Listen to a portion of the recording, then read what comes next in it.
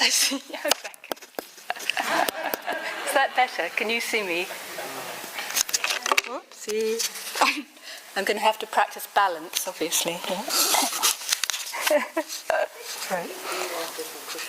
Not get too excited. What is it that Kung Fu Panda does? Anyway. Right. Yes, thank you, Anne-Lucie. Where have you gone? You're over there. Okay. It's a real treat for me, actually, to be here, to be in Cambridge. I live in Cambridge, but I spend a lot of time outside of Cambridge, so it's a real treat that he asked me, and I was able to say, yes, I'm here, I'd love to do it. So how's this sound level? Is this working all right? Okay, now I think we're a mixed bunch, but I think there are some people who may not, well, this may be their first encounter with Padmasambhava, yeah?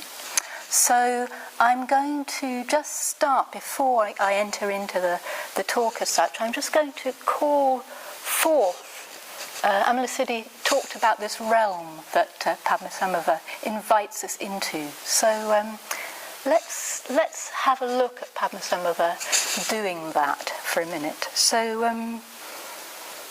well, we've got this beautiful tanka here and this lovely image on the shrine, but what we don't have, it doesn't bring out, for me, it doesn't bring out the blue of the sky. So I'm just going to start with the blue of the sky, yeah, out of which Padmasambhava, in which Padmasambhava is appearing, if you like. So he sits in this brilliant blue sky, and that sky, it's as clear, it's open, it's vibrant, it's you know how blue skies are just endless, yeah? You don't know where the limits are. And, well, that's like Padmasambhava's heart and mind. Yeah? So he appears in this blue sky, and his heart and mind, if you like, are of the nature of that vibrancy and openness and brilliance and limitlessness. Yeah? So that's where we start with Padmasambhava. He's a very regal and dignified figure. I don't know if you can see the way he's sitting. It's a classic posture of kings. It's called the royal ease. So he's very poised, but also very relaxed. He's got a sort of knee up. Yeah. So he's very regal. He's got long, flowing red outer robes, and he's got, some of these images will come out as I go through the talk. He's got now his face, his gaze is very interesting. It's extremely loving, yeah. And it's also, his smile is described as a wrathful smile. Yeah? So a compassionate, wrathful smile. Yeah? So, as I said, he's extremely loving, but he's having no nonsense. Yeah? He's having no nonsense in the sense that if we really want to go, if we really want to move into a space where we can free ourselves and others from suffering, yeah, then if we really want to join Padmasambhava in his realm, then we do have to leave behind some of our less helpful habits. Yeah? So in that sense, he's not having that. He's not having us cause ourselves and others pain. Yeah? That's what he's not having. So he's got this beautiful smile, which also has that strength with it. And his eyes are right there. Talk about presence. Yeah, he's just there. Okay, so he holds, in the crook of his arm here, he holds a flaming wisdom staff. Yeah. When I think of Padmasambhava, actually, to do this talk, I was thinking of him, and my image of him, I realise, is actually surrounded by flames. But in fact, he's not surrounded by flames. We'll come on to that later. But his wisdom staff is topped in flames, and it's got a lot of imagery on it. But I think the main thing I'll mention here is that it's got 3 heads in different stages of decay. Yeah, so we're in the land of images here. All right. So these stages of decay are showing us the movement of all things, the coming together and falling apart of all life. Yeah. And it's that sort of, it's a symbol, if you like, for change, for impermanence, and also for freedom, as you can see with the flames coming out of the top. And this is what Padmasambhava, he holds to his heart. In fact, it's sometimes called his consort. Yeah, he's that inseparable with it. Yeah, so he's always coming from that perspective of wisdom. Yeah, he's never out of that dimension. And he holds in his hand, we've got one on the shrine here too, in case you're wondering. I don't think we're bringing out the chickens later, but we have a skull cup here. And this skull cup is an image, again, that he's conquered death. He's moved into this deathless realm. Yeah, he's not afraid of anything. Yeah, he's totally free. And that the skull cup here is filled with the nectar of immortality. And in his other hand, in his right hand, he's holding a vajra. I won't say too much about this now because we'll come on to that more in the talk. And his head at the top, he's got a lotus cap. Yeah, it's called a lotus cap, and in it is a vulture's feather. I thought Amala was going to find me and model a vulture's feather, but if you want to know a bit what Padmasambhava might have looked like, just look at Amala.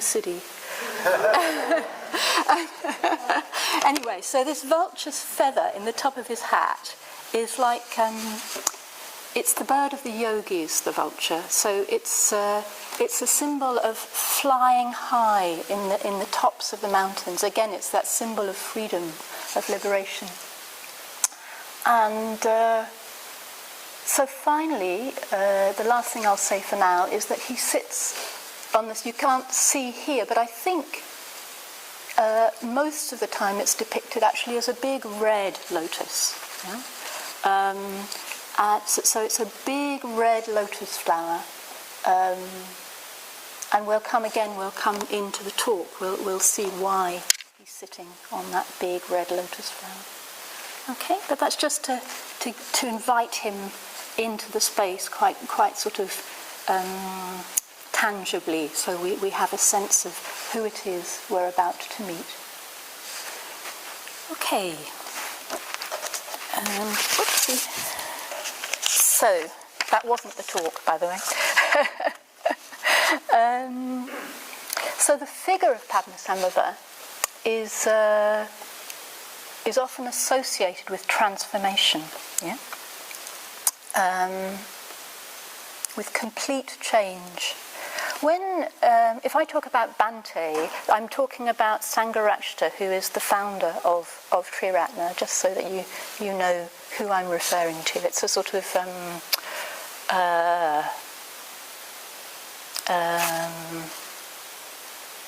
an honorific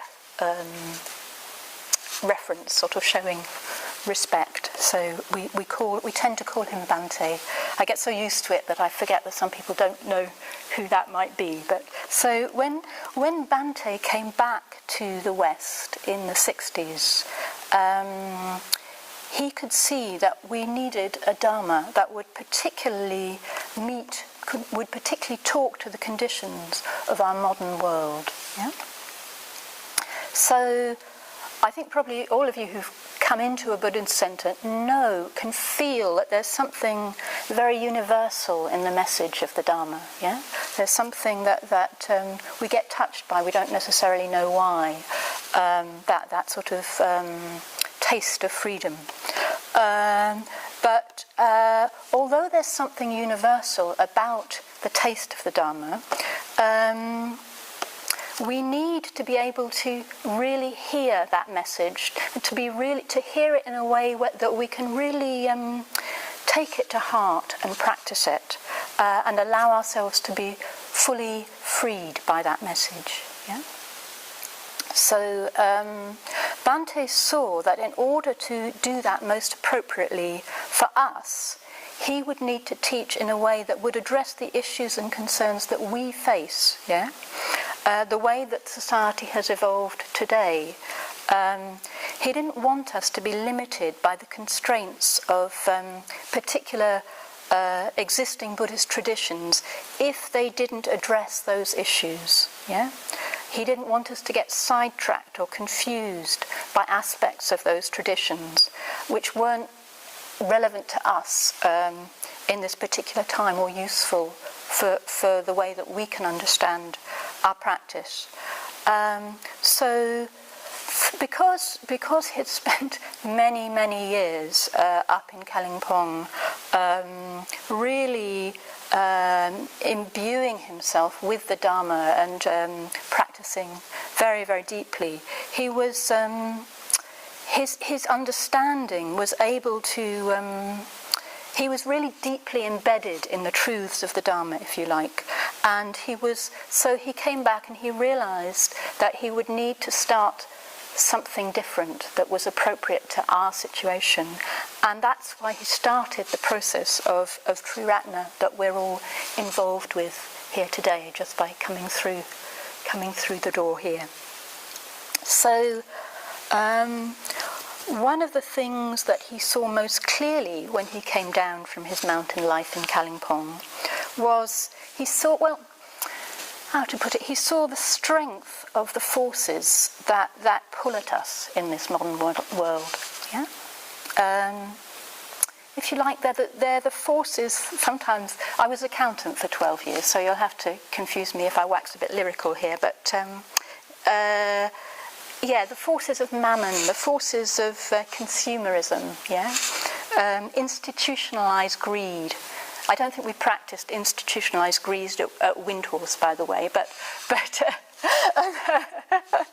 we were certainly in that world to some extent. Yeah, I saw it very clearly. So so those forces of institutionalized greed, also the forces of conflict, increasingly sophisticated conflict and powerful warfare, scaremongering and divisive factions playing on our fears and insecurities. I think that's very apparent in the current situation that we find ourselves. I don't know if that rings a bell with others. It's interesting. You read the text, the old text sometimes, and they talk about how degenerate their times are.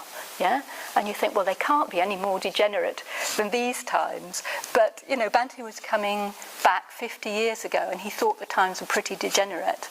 And I would say, but hang on, they're really degenerate now. But let's see. Well, maybe there's always going to be those forces, aren't there? They're always there to tackle.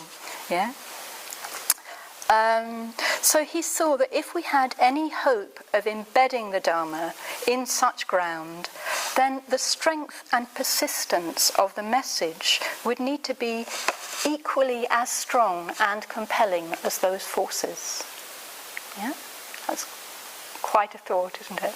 Equally and strong and compelling as those forces. So this is why he called upon the figure of Padmasambhava. Yeah? Because Padmasambhava represents the Dharma, the confidence, the full-blown confidence of the Dharma. It was interesting, Amalasiddhi talked about Bhante talking about just his presence, yeah, and he represents the full-blown confidence of the Dharma, yeah, and in a way that's why, because we live in extreme times, because we need to communicate somehow the full-blown confidence of the Dharma, we particularly celebrate Padmasambhava each year, and the special qualities that he brings, because the world, we need it and the world needs it. Yeah? So a little bit about Padmasambhava. So I've conjured up the image a bit, but so there was an historical figure who helped to bring the Dharma to Tibet in the 8th century, but who had the name of Padmasambhava. But we actually know very, very little about that figure. Yeah.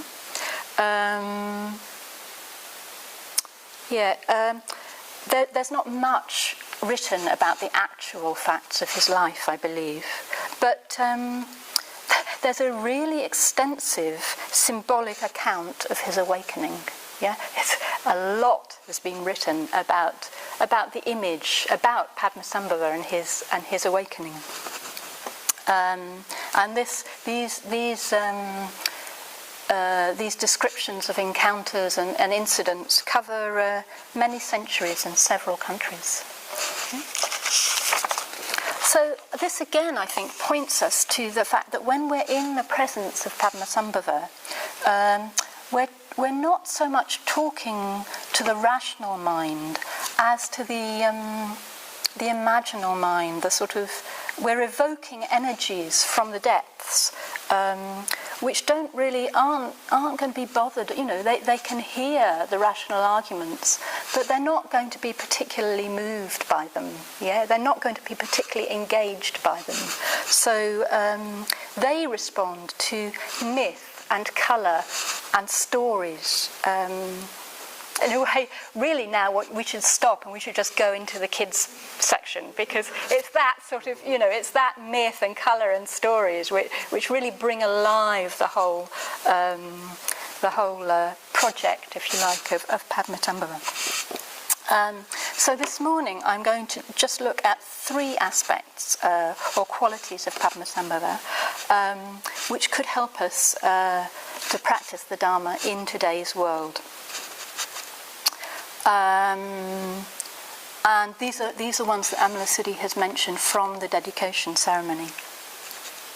I'm going to do them in the reverse order just to be difficult. So first of all, we'll look at the flames of transformation. Okay? Then we've got the determination or the unshakable force of the vajra.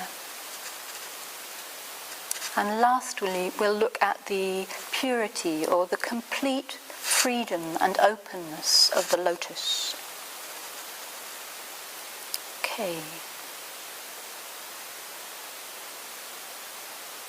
So we've talked about the need to bring the Dharma into every aspect of our society. Yeah?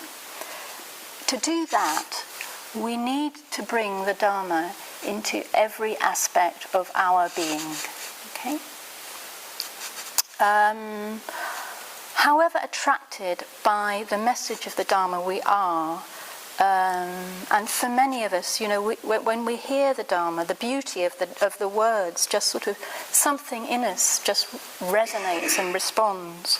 But then, as we go on, we discover other aspects of our being that have different ideas. Yeah, and that is the process of integration that we're involved with. Yeah. So if we want to lead a complete and effective Dharma life, we need to engage all these different energies.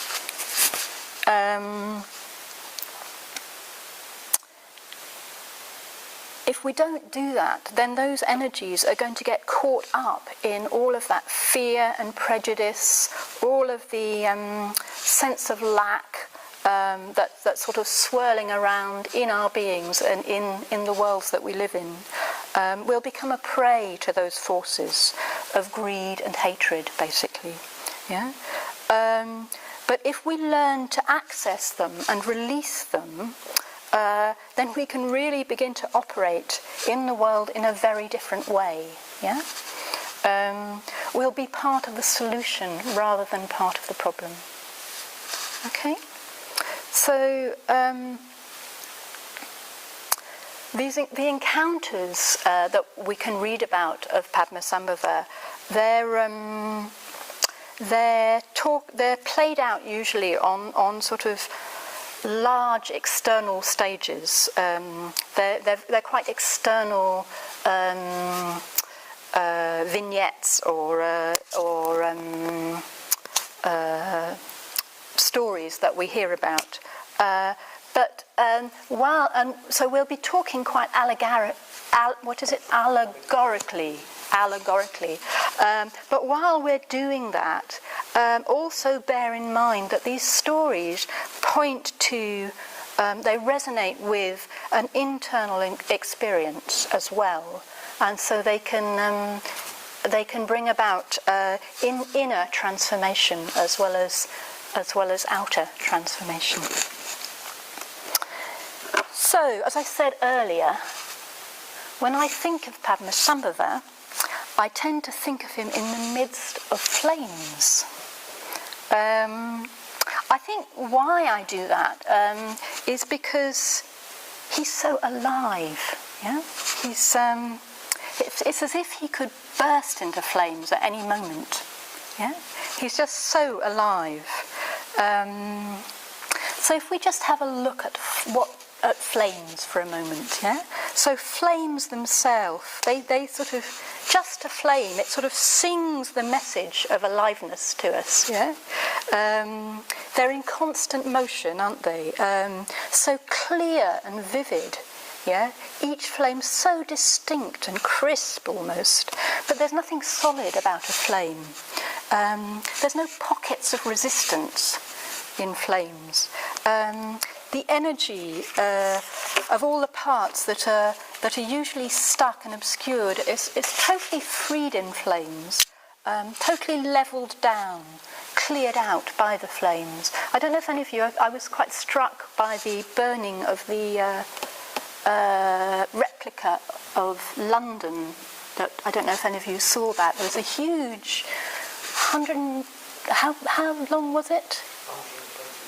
120-metre barge with an exact replica of London, how it was in 1666, all made out of wood in great detail by a lot of the community of London.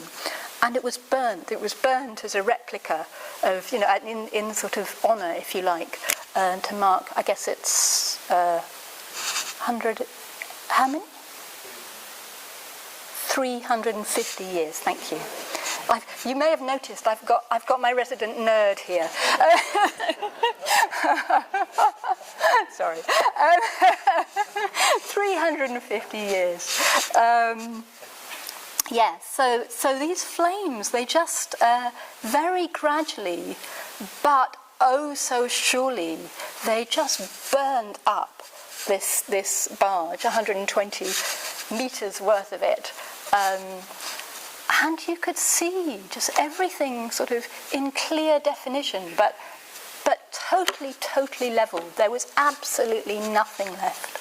And it was also some of the things I've read about it. They were saying that that although it was a disaster, in some ways it was a really good thing for London. It cleared out a lot of the effects of the plague, and it enabled new building, stronger brick buildings,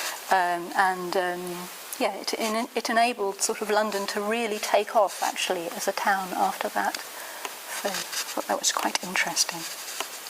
Anyway, flames. They show us the possibility for total and complete transformation, yeah, without losing any of the liveness, yeah. There's nothing dead or static in a flame. And Padmasambhava was often to be found in cremation grounds. Yeah? Places where bodies were burnt in ancient India. Yeah?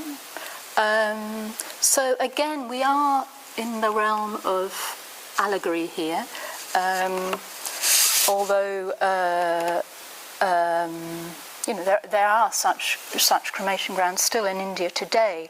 I think the point about this, about moving into this territory, is that a cremation ground is perhaps the place of the final letting go. The bodies are completely consumed by the flames with no recognisable physical residue. It's as if it's a bit like, well, if we haven't got to it by that point, we certainly have to let go then, because there is nothing left. So we might as well start to get used to this now. So what does Padmasambhava do in these cremation grounds amidst all these burning bodies? Well, he often meditates, yeah? He just sits and meditates, very much like we'd be sitting and meditating here together in the shrine room. So for Padmasambhava, there's no difference. He's not bothered by the burning bodies because he has totally come to terms with the passage of life as shown by his staff there. Yeah. So he's able to meditate totally serenely, in fact more serenely, because he has, in a way, he has faced those flames, yeah, and he knows that there is no fear to be held in them. So he's not fighting or struggling, he's not resisting the flow of conditions, he's not resisting things passing and coming into being. Okay, he can also be seen dancing with the strangest of creatures. Yeah. He's in these cremation grounds. So they can be quite distorted, contorted, disgusting beings, eating their own entrails, yeah? Tearing off their own skin, or eating their own babies. I'm glad the kids aren't here. No. So again, he's totally at ease with the wildest, most distorted of expressions of life. Yeah, and before you think, oh, what's that? Eating their own babies. I mean, sometimes when I meditate, I have to say I do touch a mental state, which is almost as sort of. I think we need to be familiar with all the states of the six realms, all the possible states of mind, yeah. And I've certainly, in my career, if you like, as a Buddhist, I've certainly touched on some states of mind that could be as extreme as, well, not physically, literally eating your baby, but sort of that sort of self-destructive urge, that sort of just tears apart everything that the rest of me is trying to put together. Yeah. They have a phrase for it, don't they? When poets are working together, they talk about with their metaphors. If they're using metaphors, they talk about murdering their. What is it? Murdering their babies. What? Killing your babies. Killing your babies, they do, don't they? So when you've got a metaphor in there, you've got to kill your baby. Anyway, we're going off a bit, but it is. It's that sort of whole that's more positive and conscious, but it's that whole sort of unconscious tendency to undermine ourselves through trying to find release from the intense suffering that we can be in. And you can certainly see it imaged in the world outside us as well. Some of the, really awful things that people do, and you can see that they are really just trying to protect themselves and their families from fear. Yeah. So Padmasambhava, he's totally at ease with all of these energies. Yeah. He's not thrown by them. He doesn't need to push away or avoid any of this. And through his lack of fear, he can also, and this is important, he can also bring ease and release to those energies, because that's what they're seeking for through all this behaviour, is a release of that sort of intense suffering that they're feeling. They're just looking for that release in the wrong way, in the wrong place. So Padmasambhava, through his fearlessness, he brings to them the possibility of that release. Yeah? So that they can be released from their compulsion, which is, in fact, it's that very compulsion that's the root cause of their suffering. Okay, so he became renowned for his powers of transformation, for his sort of ability to meditate in these extreme situations. And he was called upon by the king of Tibet, who'd been converted to the Dharma through the beautiful, wise words of Shantarakshita. Yeah?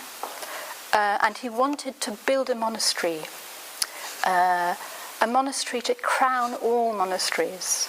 At Samiling. So he wanted to really honour the Dharma and to establish it firmly in Tibet.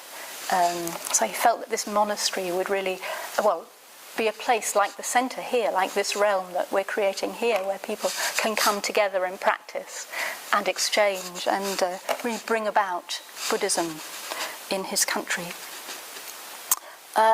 But when they tried to construct the monastery at Samiling, they found that however hard they worked, whatever they built during the day was destroyed at night. Yeah? So again, I think there's a reference here to the forces within us building things up, and then other forces coming along and tearing them apart. Yeah?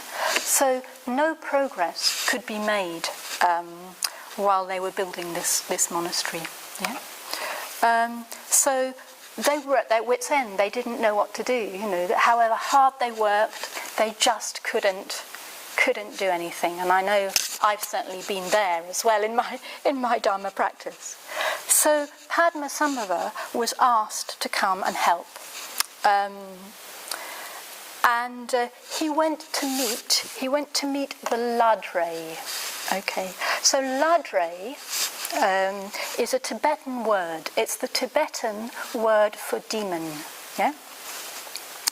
All the forces of destruction that work away at night in obscurity, they thrive in obscurity and unawareness. They hold so much power of us, and more power because we can't see them actually.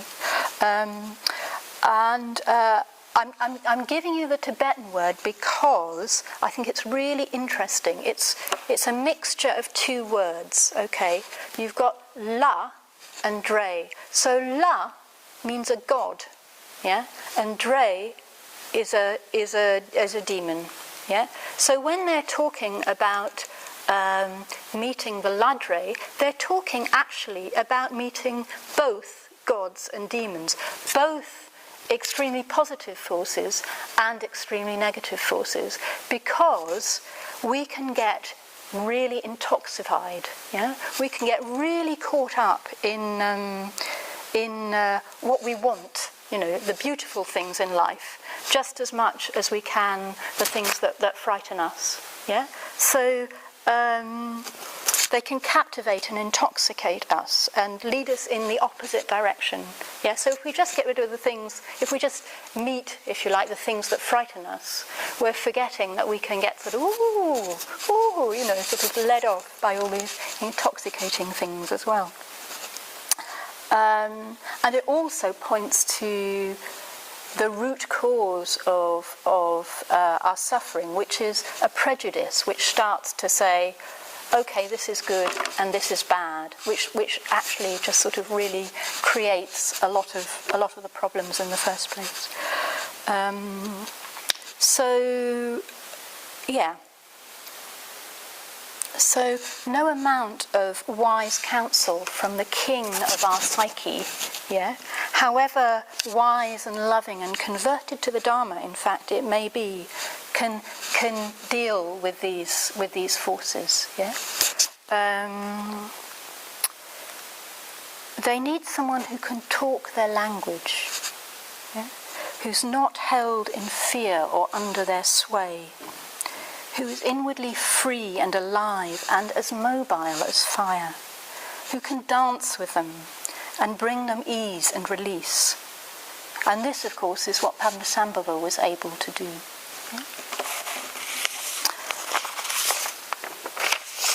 So he can, but the reason he was able to do that was because of his own fires, own testing, if you like, in the fires of awareness, in those fires that have burnt up all ignorance.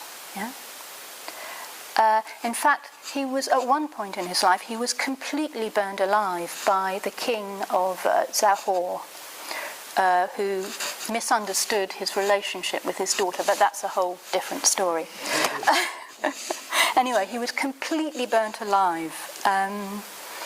But what was burnt in those flames was his poison drives, was his self-clinging protectiveness, his fear-based tendencies.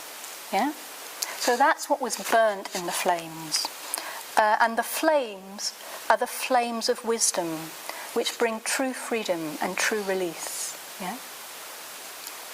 Okay, so that's what the flames are. They're the flames of wisdom, bringing true freedom and true release.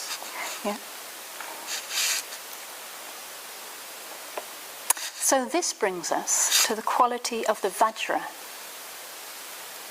The vajra, the diamond-hard, lightning,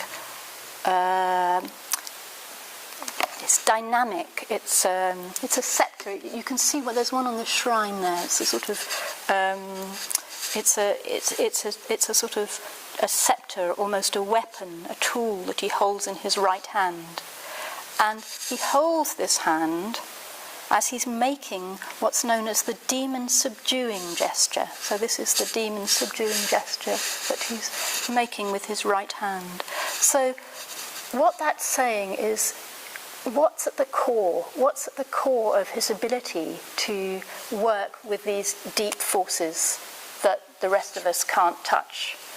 It reminds me, it's a bit like that which is that beer that reaches the parts that others can't reach. Sorry, I'm showing my age here again, aren't I? Anyway, so yes, it's a bit like that. It's sort of, what is it that enables Padmasambhava to reach the parts that others can't reach? It's this vajra that's here as he's going to meet the demons. It's the vajra.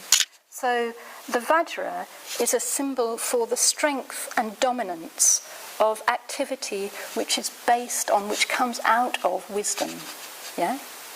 It's a symbol also of just how things are.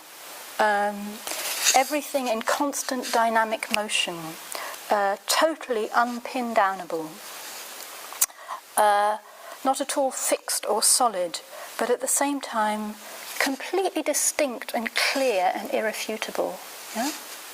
So it's a symbol of the power of what happens, the power that emerges when we realize just how things are. And it's this that Padmasambhava holds out to subdue the demons. It's the power of the pure truth of reality, brought to them in a form that they can feel. So Padmasambhava, he brings that truth into their lives in a way. He dances with them, he communicates with them in a way that they can feel and eat and be refreshed by.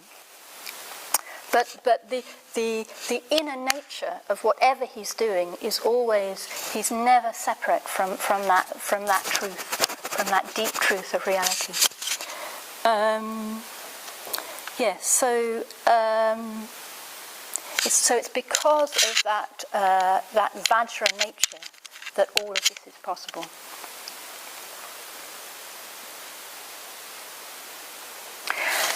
So when Padmasambhava first arrived in Tibet, King Tristan amassed his entire court, complete with 500 iron-clad horsemen. I didn't even think that they had armour in those days, but there you go. We're in 8th century Tibet, so they obviously did, because it's in the texts. But anyway, that's quite a sort of impressive bunch, isn't it? Councillors, queens, dignitaries, and all their attendants, all arrayed in full splendour in front of the waiting crowd. You can just sort of imagine this sort of pageant being played out. So they came to meet Padmasambhava, to welcome him, because he was going to solve all their problems. But contrary to all custom, Padmasambhava refused to bow to the king. He refused to bow. He refused to sort of be taken in, if you like, by all this pomp and ceremony. So I'm not sure if at that point he's actually wielding the vajra, he's got the vajra in his hand or not. It's more like at that point when he meets the king of Tibet and refuses to bow to him, he is the vajra. You know, his whole determination, his whole confidence, deeply rooted in the Dharma, in how things are, is just sort of vibrating out of him. He's got an indestructible faith in the nature of reality and a complete absence of fear. Yeah? He can transform all energies and free all obstacles from the release their suffering. In a way, he is the Dharma, the truth as it is. So as such, it's impossible that he could bend to the king of Tibet. Yeah? It's just impossible. He couldn't bend to worldly pride, however strong that might be. So instead, the texts say, he raised his hand, and springing up from his finger, a miraculous flame seared the king's garments. Kings, ministers, courtiers could not withstand him. Bowing in unison, they prostrated himself as though swept by a scythe.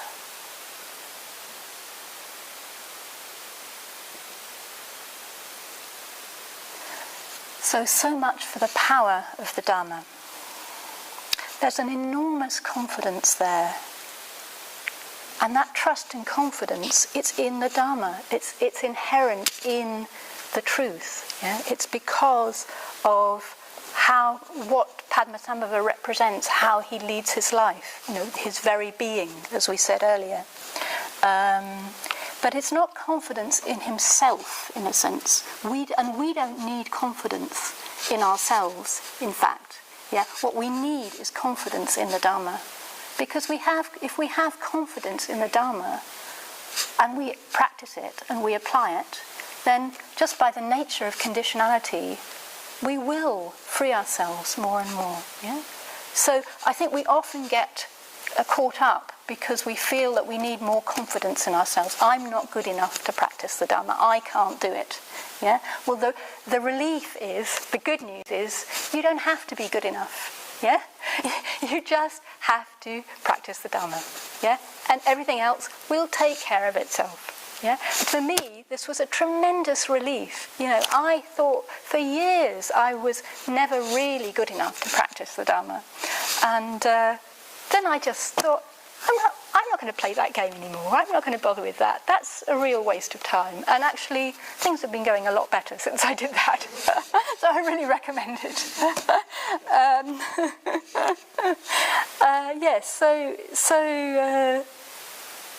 So Padmasambhava is, in a way, he is this tremendous confidence in the Dharma. And he can wield the vajra, he can have that confidence because he understands the very nature of how things are, of reality. Yeah? Because he is lotus born. Actually, that's the literal meaning of Padmasambhava's name. Padma is a lotus, Padma, yeah? And Sambhava is the one who is born from. So is that right? Yeah, I'm looking at Padmajata, but she's asleep. Anyway, I think that's right. Yeah. Sorry, dear. You just go back to sleep. Anyway, I think that's right. Padmasambhava is the lotus-born one. So the lotus is a symbol of purity. It's a symbol of freedom, of complete openness. Yeah, it's often associated with love and sensitivity, because there's a complete absence of clinging. Yeah? There's no self-concern. Yeah? There's a real solidarity, a lack of feeling of separateness from all life. Yeah? There's no sense of otherness or separation. There's complete harmony. Yeah? And this is the flavour, the taste, the perfume, if you like, of Padmasambhava's heart and mind. Yeah? Free of all pride and envy, all pushing and pulling, all aversion, greed, all insecurity, none of it there. Yeah? There's nothing in the way between him and reality. There's no fighting on any level of his being with the way things are. And because of that, he's totally open. He's totally free, totally relaxed. Yeah? So he's shown sitting on a huge red lotus. He was born from a lotus, actually, not from in the way that we are. He was born out of a lotus, yeah, in the middle of a lake. He was a gift from Amitabha, yeah, from the Bodhisattva of love and wisdom. And he was a gift in answer to the prayers of his father, King Indrabodhi, who was blind and childless. So Indrabodhi carried out huge amounts of beneficial activity in the hope of gathering enough merit together to produce a son.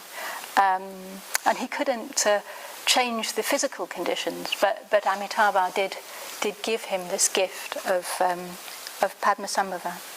So he was born fully conscious as an 8-year-old child, always fresh and alive to the wonder and mystery of life. So we've just had quite good examples of that. I mean, I think one of the little ones was saying, Padmasambhava earlier. Anyway, sort of when we look with fresh eyes at things, you know, have you seen like little children looking at well, actually out there even looking at us, at people's faces, but also looking at waterfalls or the sea, yeah? Things that they've never seen before. There's a real, wow, they're totally in it, totally alive to it. There's no tired ideas or, you know, one I've produced earlier or, you know, sort of, there's no striving to make sure we're all right in relation to this thing or you know, are other people going to be looking at it, or does it conform to our place in the world, or does it threaten us? All of that stuff. We're just alive to the mystery of it all, ready for life, if you like. So that's why he's 8 years old. So you could say that Padmasambhava was born out of the faith and purity and the heart and good deeds of his father. But the freedom of his birth, the perspective of selflessness, went far beyond his father's immediate aims. Yeah,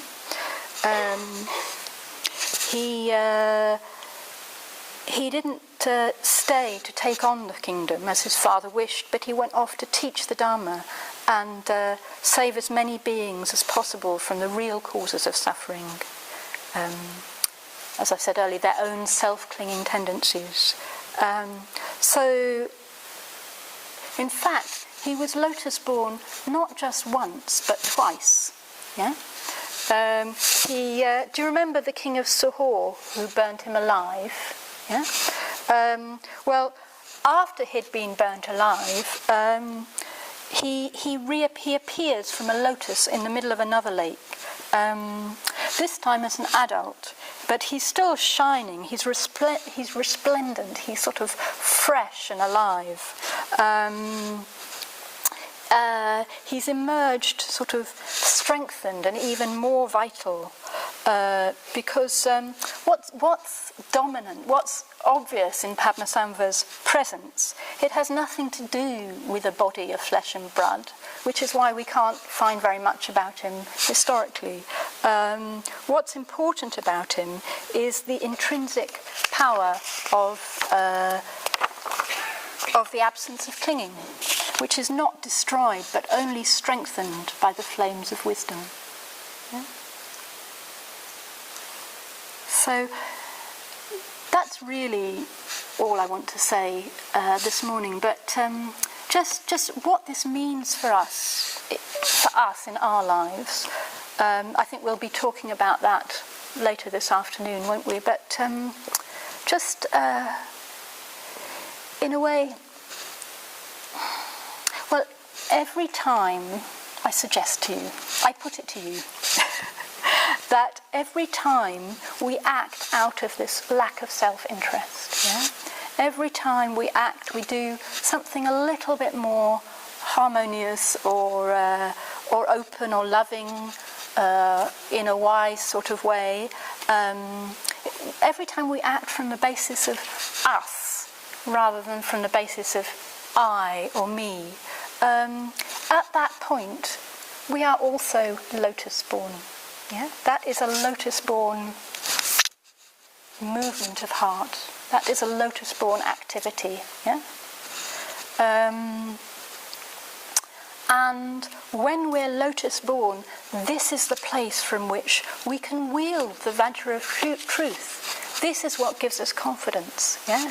We can wield the vajra of truth from that place of openness, yeah? From that place of freedom in our hearts. And this is what makes those flames into the flames of wisdom.